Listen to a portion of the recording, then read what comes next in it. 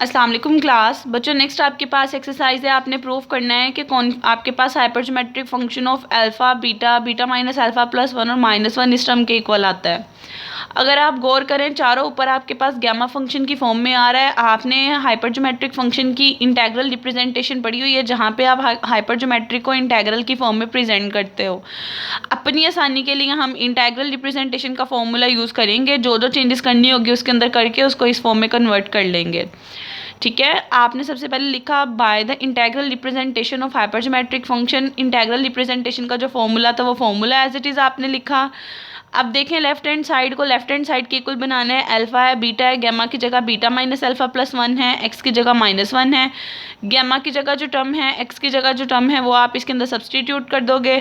करने के बाद left hand side as it is यही बन जाएगी। राइट हैंड साइड पे beta minus alpha plus one का गैमा फंक्शन, बीटा का गैमा फंक्शन।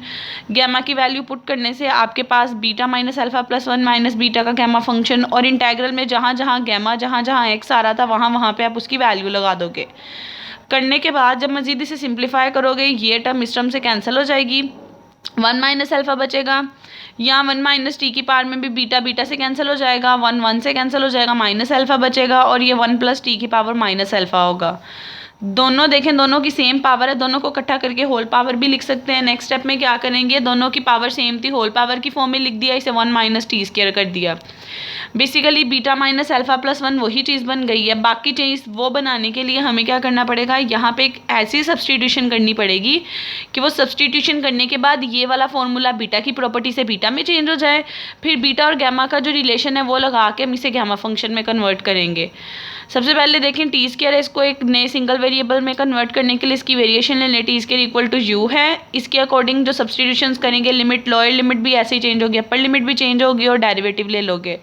सबकी जगह सब्सटीट्यूशन करोगे तो ये टर्म बन जाएगी। अब बनने के बाद देखें 1/2 कांस्टेंट था, उसको बाहर निकाल देना है। यहाँ u की पावर 1/2 बीटा माइनस वन थी, ये देखें नीचे u की पावर 1/2, ये वाला 1/2 जब ऊपर जाएगा -1/2 हो जाना था इसने। ठीक है, अब आपके पास देखें इसे नेक्स्ट क्या करना है। फिर आपके पास ये वाली चीज़ जब ऊपर की ये -1/2 हो गई, लेकिन देखें इन वाली चीज़ों में से 1/2 उन्होंने अंदर लिखा है।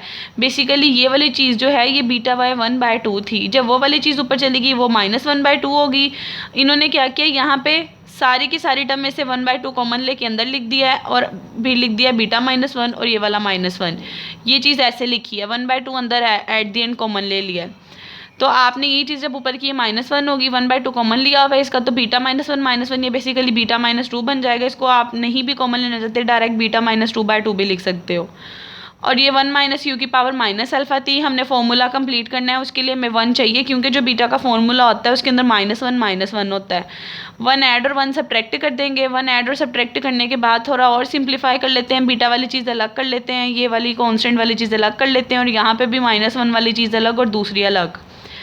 अगर इसे बीटा की प्रॉपर्टी के साथ कंपेयर करें, यहाँ पे m की वैल्यू बीटा/2 है, n की वैल्यू 1 माइनस अल्फा है, तो जब ये बीटा में कन्वर्ट होगा तो बीटा m की जगह पे आ जाएगा बीटा/2 और n की जगह आ जाएगा 1 माइनस अल्फा। इसको बीटा में कन्वर्ट करने का पर्पस ये था कि इसे बीटा में कन्वर्ट करने के बाद हम बीटा और गैमा का रिलेशन लगा दें ताकि सारी चीज़ें गैमा में कन्वर्ट हो जाए। नेक्स्ट स्टेप में आप बीटा और गैमा का रिलेशन लिखोगे। गैमा और बीटा के फॉर्मूले से फर्स्ट टर्म का गैमा फंक्शन, सेकंड का गैमा फंक्शन, ओवर उन दोनों के सम का गैमा फंक्शन। ये चीज़ इस चीज़ से आपके पास कैंसिल हो जाएगी, पीछे आपके पास बचेगा, ऊपर ये टर्म बचेगी, यहाँ पे बीटा/2।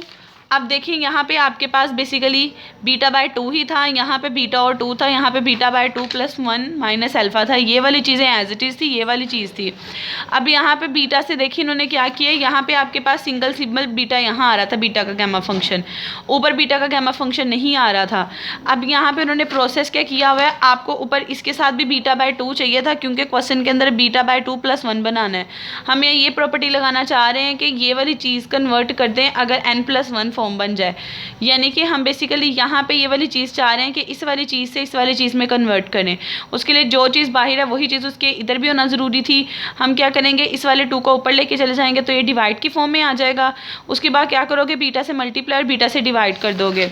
ये 2 ऊपर लेके गए, यहाँ पे ये बन गया, बीटा से मल्टीप्लाई और बीटा से डिवाइड किया, मल्टीप्लिकेशन की फॉर्म में ऊपर लिख दिया, डिवीजन की फॉर्म में नीचे लिख दिया। ये पूरी चीज़ इस प्रॉपर्टी के अकॉर्डिंग बीटा बाय 2+1 में कन्वर्ट हो गई, ये वाली चीज़ बीटा +1 में कन्वर्ट हो गई। तो जो चीज़ हमने प्रूव करनी थी हमारे पास वही चीज़ बन जाएगी। सिंपल एक काम ये था, इंटेग्रल का फॉर्मूला लगाने के बाद सब्सटीट्यूशन की, बीटा में चेंज किया, बीटा में चेंज करने के बाद बीटा गैमा के रिलेशन से गैमा में चेंज कर लिया, तो जो चीज़ हमें चाहिए थी वो चीज़ आपके पास बन जाएगी।